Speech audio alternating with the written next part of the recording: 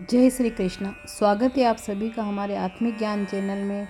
आज हम श्रीमद् भगवत गीता के 7वें अध्याय का पाठ करेंगे।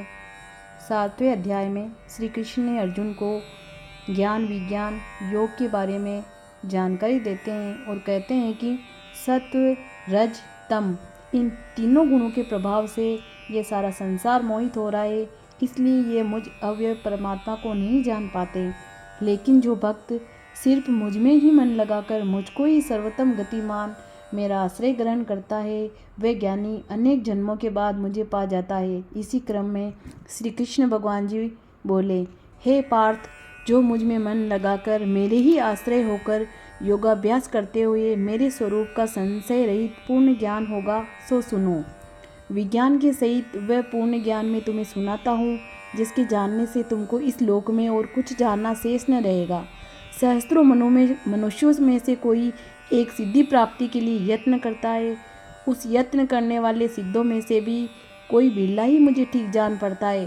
पृथ्वी, जल, अग्नि, वायु, आकाश, मन, बुद्धि और अहंकार, ये 8 प्रकृति की मेरी प्रकृति माया है।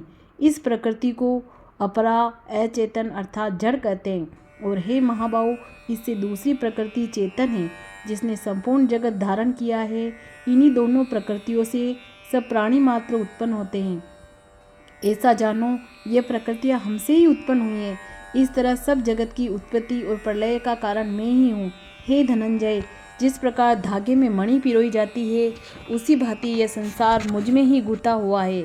मुझसे परे और कुछ भी नहीं है। हे कुंती पुत्र, जल में रस मैं हूँ, आकाश में शब्द तथा पुरुष में पौरुष मैं ही हूँ। हे अर्जुन, पृथ्वी में सुगंध तथा अग्नि में तेज रूप मैं ही हूँ।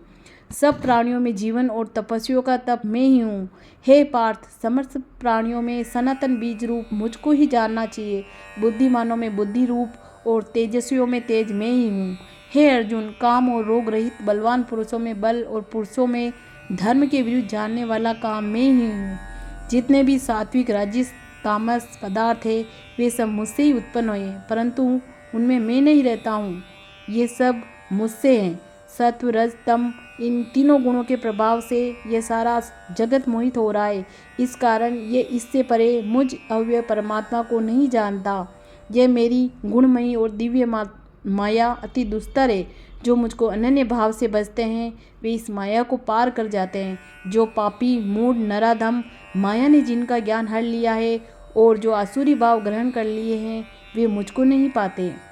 दुखिया, जिज्ञासु, ऐश्वर्य की कामना करने वाले और ज्ञानी, तिनमें मुझे सदा एकाग्र चित्र और केवल मेरी भक्ति करने वाला ज्ञानी पुरुष श्रेष्ठ है, क्योंकि मैं ज्ञानी को अत्यंत प्रिय हूँ और वह मुझको प्रिय है। यद्यपि ये सभी भक्त श्रेष्ठ है, तथापि ज्ञान तो मेरा अपना ही है, क्योंकि वह मुझ में ही मन लगाकर मुझको ही सर्वोत्तम गतिमान मेरा ही आश्रय ग्रहण करता है। वह ज्ञानी अनेक जन्मों के बाद मुझे पाता है। ऐसा महात्मा अति दुर्लभ है, जो सब जगत को वासुदेवमय समझे।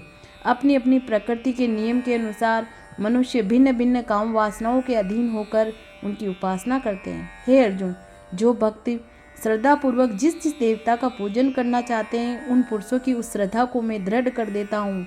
वह उस श्रद्धा से युक्त होकर उस देवता की आराधना करता है, फिर उसको मेरे ही रचे हुए काम फल प्राप्त होते, परंतु उन अल्प बुद्धि वालों का फल नाशवान है। देवताओं की आराधना करने वाले देवताओं को मिलते हैं और मेरे भक्त मुझको मिल जाते हैं। मेरे अव्यय अविनाशी अच्युतम स्वरूप को न जानकर मंद बुद्धि लोग मुझे अव्यक्त को व्यक्त अर्थात देशधारी मानते हैं।